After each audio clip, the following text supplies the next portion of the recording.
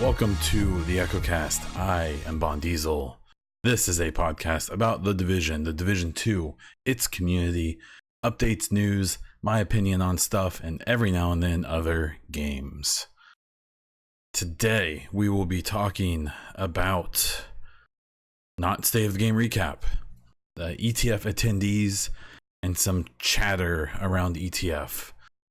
Talking about, kind of the lack of info with Division 2 and upcoming things, some listener questions, and some content and personal updates. Probably going to be a shorter one today because I'm probably going to rant, but not like I normally do. But before then, if you would like to support this podcast and my other content, please check out patreon.com/theechocast. Special thanks to Jose, Luis, Jimmy, Mike, November, Hassan, Tim, Jim, and Ozzy for being supporters of the show. You help make me be able to make excuses to do this stuff still, despite the fact that I have a baby now. If you're a current or new patron, let me know if you'd like to receive some free stickers, and I can make you a VIP on Twitch. This is where I would normally do the State of the Game recap, but as we all know, or at least most of us know, no State of the Game yet. I'm really hopeful for next week. Fingers crossed. In lieu of talking about that, we did get some ETF news today. I'm recording this on Wednesday. We had a few people announce that they are going. If you don't know, in the ETF program, they are not obligated to say that they're attending or that they're going to do it. In fact, I even suggest to some people that they just shouldn't. You may be better off, or maybe talking about it afterwards. The big thing about it is that no matter who gets picked, there's going to be a group of people who don't like them being picked. And at the end of the day, you're never going to hear anything directly about what they talked about for the most part. Everything they do is under NDA, and they basically aren't allowed to talk about it. So, don't get your hopes up that with ETF coming up, there's all of a sudden going to be a big info drop, unless someone wants to get sued for lots and lots of money. So, yeah. So the people I'm aware of currently are Lieutenant Buzz Lightbeer, Solid FPS, and who I'll best describe as Mike. He was actually ETF Alpha, I believe. It's Mike Thinks Aloud on Twitter. And what I like is, obviously I expected a couple content creators to go. So Buzz and Solid FPS. I don't know how much content Buzz is doing these days, but I know he's still putting out videos here and there. Solid FPS, I believe, used to be a big PUBG streamer, and kind of came over. I believe he was part of the Marco crew when they did the raid.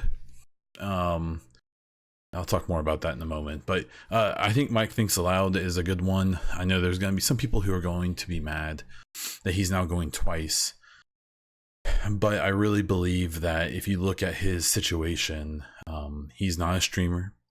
He pretty much keeps to himself on Twitter. The most he does is give big, typically large or even small ideas about how to fix the loot economy in the game and stuff like that. I believe he's kind of an aspiring game designer himself, even if it's just as a hobby. And what I really like about the Mike pick is that he's experienced one ETF. He kind of knows how it works already. He has no ulterior motive. He doesn't care if you follow his stream. I doubt he really gives a crap whether or not you like his tweets. I really like that pure intention. With Buzz, I believe Buzz actually was supposed to go to Charlie and had something come up and wasn't able to go. But it kind of seems like it's a second chance there. And then Solid FPS, I'm gonna be straight up, I don't really know much about them. I know they're a relatively large creator, but from what I've seen, there's a lot of knowledge there when it comes to PvP and stuff like that. So I'm really hoping that that Solid is able to bring a perspective of a big streamer, of someone who wants the PvP to probably be fun to stream. Maybe just has ideas about the game in general. Who knows? Probably has ideas about the raid. I think that people just need to temper their expectations a bit. I'm still hoping that a lot of the selections are people who maybe we've never really heard of, or are fairly small members of the community. Because I really like the idea of having people there, who have the creator outlook, or even have the previous experience of Mike. But I also like the idea of people being able to go who are just like the game, just want to play the game. There's someone else who said that they got picked, but this person is notoriously sarcastic, and I honestly don't know if they were serious or not. So I'll mention them next week if they really are going, or if they really got picked. You confuse me, sir. I have no idea. What's been really interesting is that it's been the same thing with every ETF. It's similar to the star player program a little bit, that they announced the emails went out. There's people who are mad, who think they deserve to go. I've seen some really unintentionally hilarious posts of people being like, I played 4,000 hours. Here's a clip of me playing. I should have gotten picked. And the person playing just has no business telling other people or contributing to this game, at least not in my opinion. There's been some really funny posts. What's really interesting is that you're just gonna see, and you just kind of have to experience, or not experience, but expect a lot of jealousy and bitterness when it comes to this. There's a lot of people who, no matter who was picked, they were gonna rip and be mad and yell and scream and throw a fit on the ground. There's a lot of people who are still paying attention to this game, who just want to dog it at every step, which is fine. I don't know why they'd waste their time doing things like posting Twitch viewing numbers. I just don't. That's a thing that's never. I remember people doing it to Destiny 2 after it came out, and people being like, look how bad this game is. Look at the viewers. They only have blah blah blah. This whole idea that Twitch viewership signifies whether a game is good or not, I don't know. I mean, I don't think Destiny, I don't think Division, I don't think any of the looter shooters are fun to watch. Obviously, there's some people who disagree, because there's a decent number of people who watch a lot of them. I'm a huge hypocrite there, because I mostly stream the Division and people watch me. So I'm not trying to dog people who do that. Just for me personally, I don't like to watch these games, even though I like them. So this whole easy target thing of being like, look how few viewers there are, man. It's just, I don't know. I just don't understand why people spend so much time ripping on things that they don't care about, when instead they could be posting about things they really enjoy. But that's just certain people. It's the way some people are. And honestly, there's going to be a lot of sensationalism and clickbait soon, if not already. There's your go-to toxic creators and know-it-all creators, and edgy anti-PC people, who are gonna take this opportunity, in full effect, to get a few extra clicks and to be able to rip on some people, and that's fine. If you're into those type of creators, then I'm sure they're about to have some great content for you. I again don't really see I don't see the point. I don't see the attractiveness to that attitude and stuff like that. Those people won't be pleased. The Division, or any game really, could handle everything perfectly, and you're looking at a population of people who care more about their YouTube channels growing, or making people mad, than being truthful and honest and balanced. And that's just a thing that either you're into it or you're not. I'm obviously not into it. So and the biggest thing I want to throw out about the ETF, and now that it's gonna happen here in a few days, is that don't expect anything from it. I think that there's a big thing I've seen is a lot of people saying like, why do you need to do this? Don't you watch the videos and read the tweets and blah blah blah, like, we're telling you what we think is wrong. And the problem with that attitude is that people think that this or I've seen the other attitude of this is just a PR move. And it obviously is to a point, right? I mean, obviously this is them saying, look, we're reaching out, we're trying to get people in here to give us some feedback. But what the ETF won't be is them sitting down and being like, hey, do you guys think loot is good? You know, they know that loot's bad. I've seen multiple devs acknowledge it, CMs and everything. You know, they take into account all these things that people say or scream at them. But what the ETF is more meant to be, as I'm aware, is, hey, here's what we want to do. What do you think? And it's not just here's what we want to do on title update 6.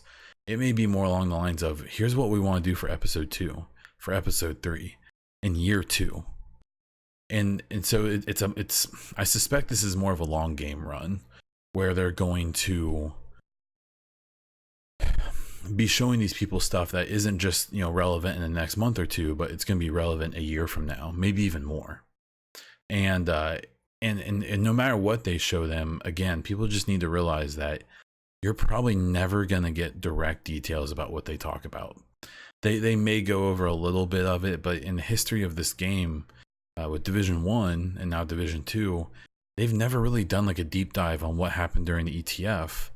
And that's because I'm under the impression some of the ETFs covered stuff that was going to happen all the way in Division 2. So there may be things covered during this ETF that may not be implemented until year 2, year 3, or maybe even a Division 3. So, don't expect big info drops from this. But do know that, they aren't sending these people over to go sit in a room for an hour every day and then they go out and feed them and dine and, wine them, from my, from the chatter I've heard before, is it's really intense. They're long days, they're intense days. There's lots of discussion and not arguments, but enhanced discussions about how things should go and how things are going to be received, and hopefully they have a good swath of the community represented by these people. So you're gonna they're probably not gonna walk out of there with everyone being like, this is perfect, we all agree, and that's okay. So I guess my last message here is, while this ETF is cool, I believe that it'll be effective in what they're trying to do with it. Just don't expect big info drops from it, because it's literally the opposite of what it's supposed to do. And what else is supposed to do is mid-roll, because that makes sense. For roughly the next 60 seconds, you'll hear me talking about, I believe, Anchor and Spotify. We'll be right back. Okay, so community topics and discussion. So this podcast is going to be a little bit shorter than normal. I'm going to talk about a lot of the chitter and chatter and discussion I've seen about the lack of information and updates. So I spend probably a little too much time on Reddit and especially Twitter, and I've seen just a lot of attitude and a lot of offhanded comments about the game being dead, and not getting the info that we deserve, and so on and so forth.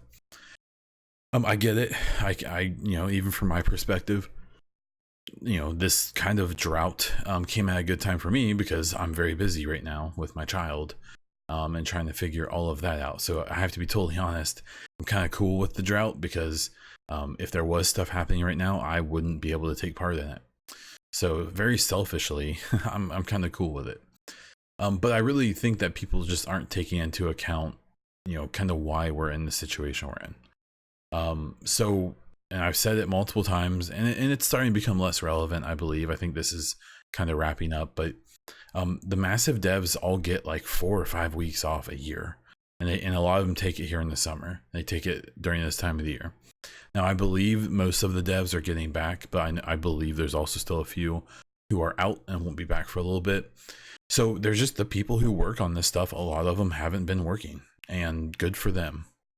I don't blame them. I think that's fine. While I know that there's people who expect every game to be Fortnite and to have new updates every single week. The Division has never pretended to be that type of game, and it never will be that type of game. While I would definitely like to have more content quicker, I also can see and hear and think, and so that they've never done anything that's made us, that's given anyone a reason to believe that they should expect more than what we've been getting, if you want me to be totally honest. Um, I also believe that the game in general, especially the PR and community managers and such, with the messaging, have really moved to more of a show, don't tease kind of attitude. So instead of dropping hints and maybe even making promises they can't keep, which I'll talk about in a moment, it seems like they're kind of saving up. So there was a lot of chatter about like No Man's Sky and Anthem and all these games that have had kind of rough starts, which again, that people have such short memories. The Division 2 is critically acclaimed. Say what you will about the game in its current state and its end game and all that. Like it or not, go look up those review scores. The Division 2, as opposed to the Division 1, Division 2 was heralded when it was released, which was a great start. For the first so many months, we've had major updates basically every month. Whether you liked them or not is a story on itself, but you can't deny the fact that they've put out lots of updates, that they've put out lots of fixes, and they've done PTSs already, which we didn't get for a long time in Division 2.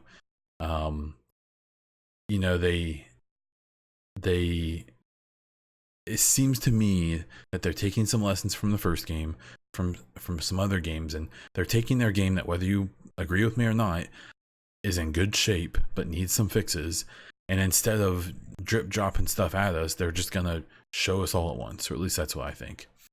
The ETF is approaching, and I have a pretty good feeling that that's pretty much the focus of the CMs right now, in their time. There's also in Gamescom just happened, and PAX is coming up. I don't believe Division is having a presence in those places, at least not as I'm aware. But I still suspect that that's a time sink for them. And my last point is, honestly, there's no such thing as, the fan base doesn't deserve anything.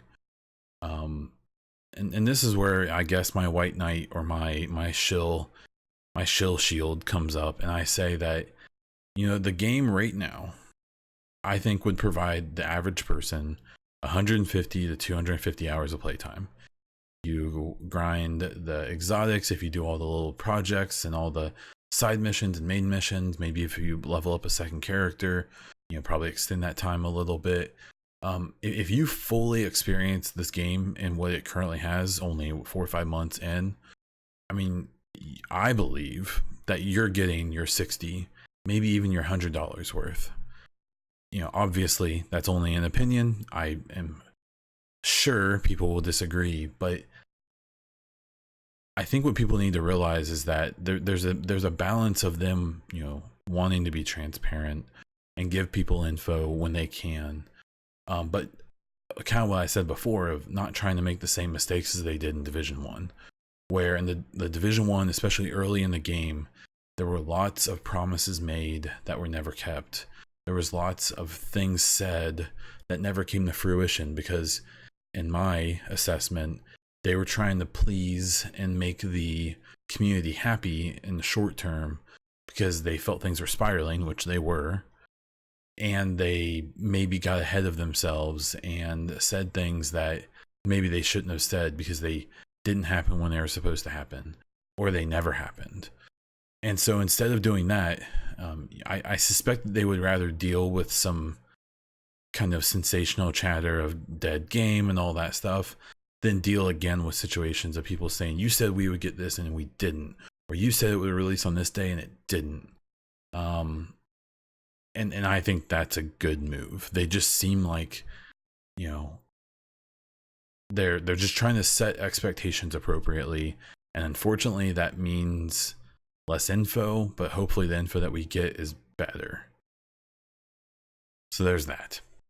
Moving on to some listener questions, we have Short Sight with 2 questions.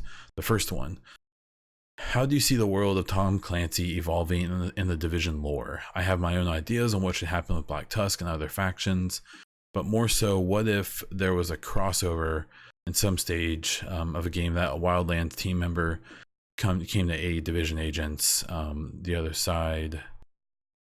Oh, I think I may have cut off this question. Let me look it up real quick. Okay, so while I'm looking this up, anyone who listens to me talk or watches my Twitter and stuff knows that I kind of see the Division as the last bastion of not having crossovers, and I really, really want to keep it that way. I totally oh, okay. It just moves on to a different question. I don't want that. The ghosts don't make sense, and again, I understand that, you know, this world. I'm sure that the division world, you know, the ghosts have existed, right? But I don't. I really think that Wildlands was trying to make the best of a bad thing by pulling in all these crossover events. The problem is that, I mean, the Predator one was okay, but all of the rest of them were terrible. Even the one that is leading to Breakpoint, they just aren't very interesting. Other than the Predator one's pretty cool, but they're just kind of lazy. Even the Division one they did with the Intel, I enjoyed personally. I'm a big lore guy, which is what you're asking about here. I thought that was neat, but I just don't.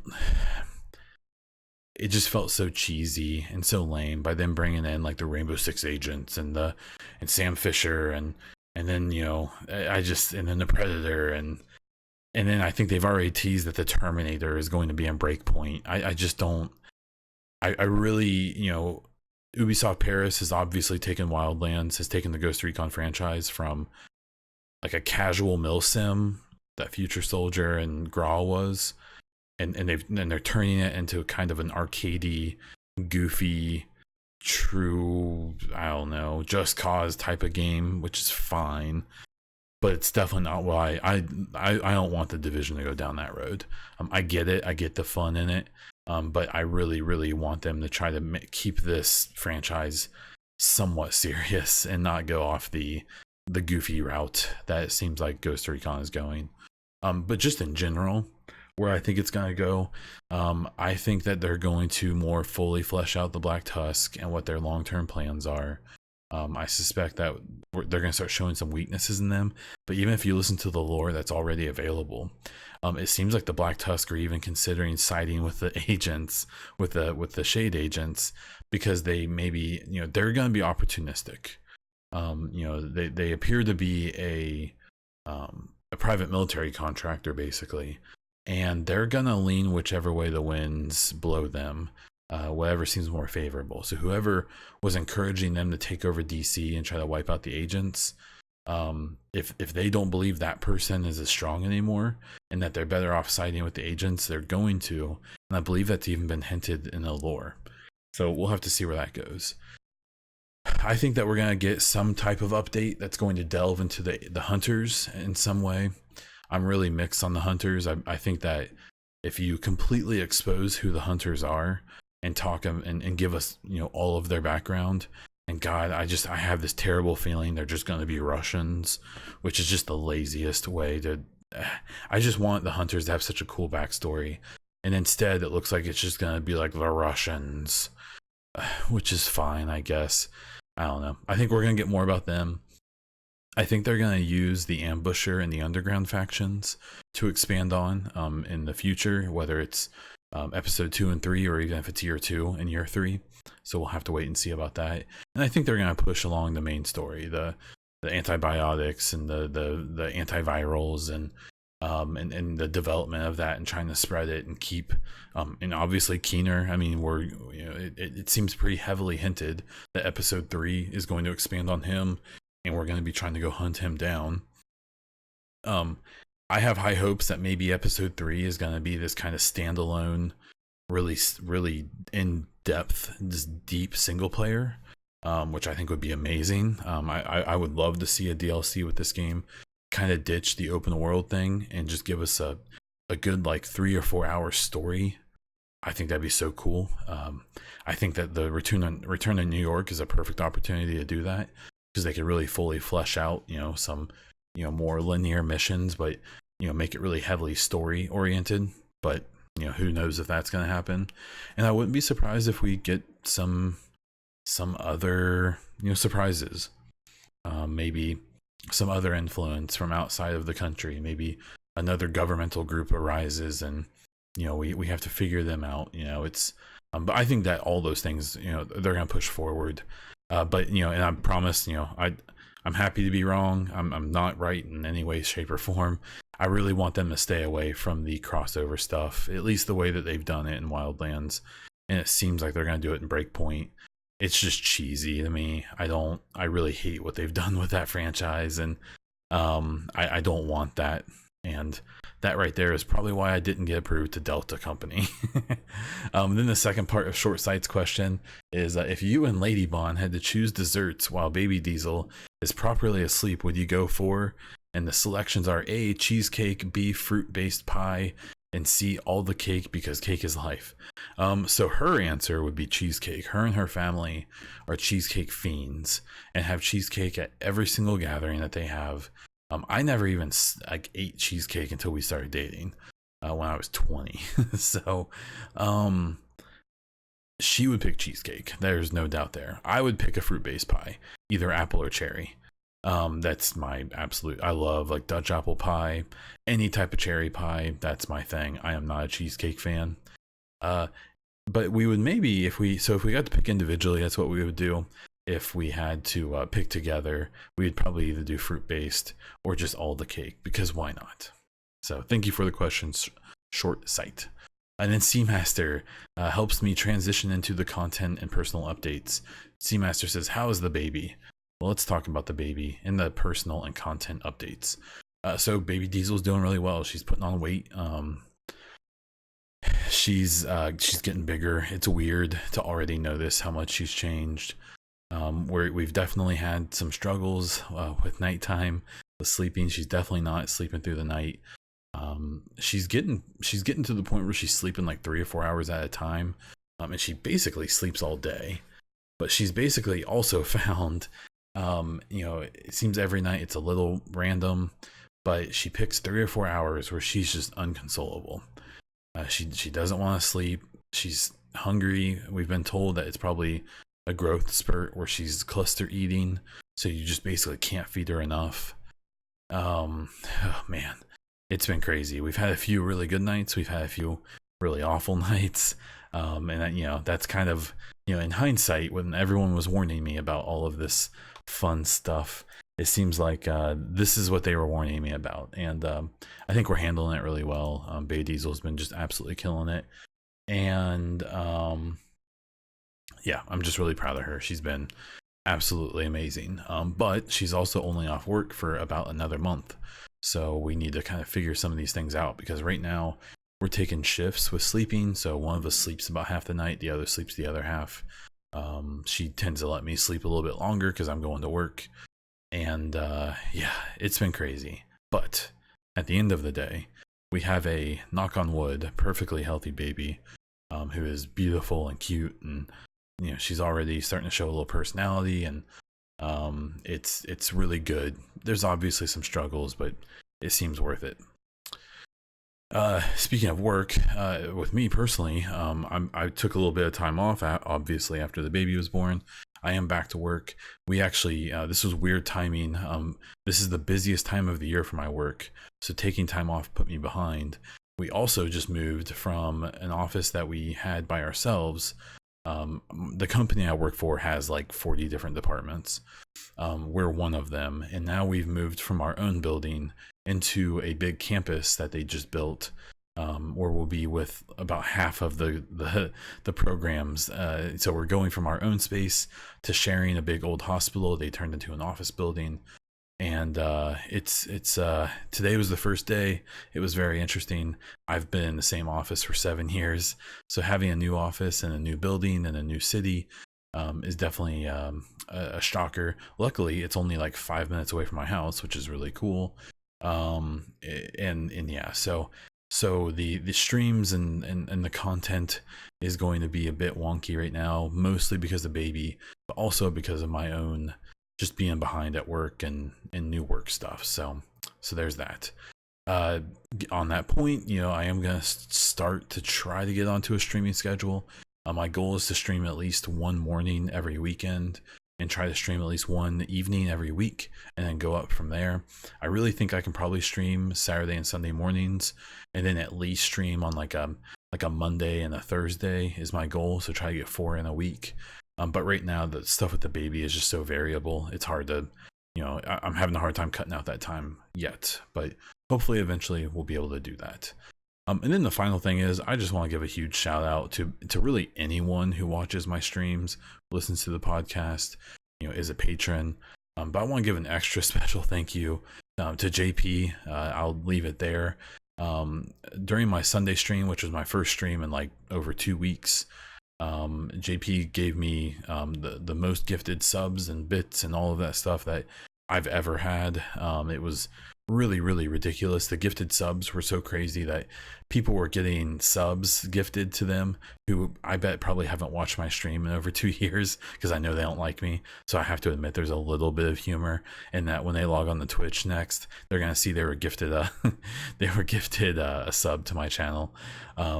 So I have to admit that's kind of funny to me. But I just want to throw out a huge thank you to JP, especially, but everyone who supports and still, I'm still carrying like 30 something subs beyond those gifted ones, that I just really, really appreciate. I'm not very consistent these days. Those people are letting that continue to happen. And I completely understand if people stop subbing, at least until I get back more consistently. But for those who leave it or who support in any way, shape, or form, I just really appreciate it. And I just want to say thank you from the bottom of my little heart. Okay, so let's wrap this baby up. If you want to support the podcast or my other content, please check out my Patreon at patreon.com/theechocast. If you are on iTunes or any other podcast service that lets you rate, please rate this podcast with all the stars and leave a review. I try to read every single one that pops up. I've gotten some really good feedback on them, and I really appreciate anyone who takes the time. I am Bon Diesel on Twitch, where I try to stream a few times a week, and I'm Bon Diesel on Twitter, where I put my word vomit. If you want to get Twitter updates about the Division 2 without getting my opinion, you can follow at the Division 2 Hub, and that is where I post things that I find that I think are interesting or educational about the division, and I leave my opinion out of it 99% of the time. And that's all I have. So, until next time.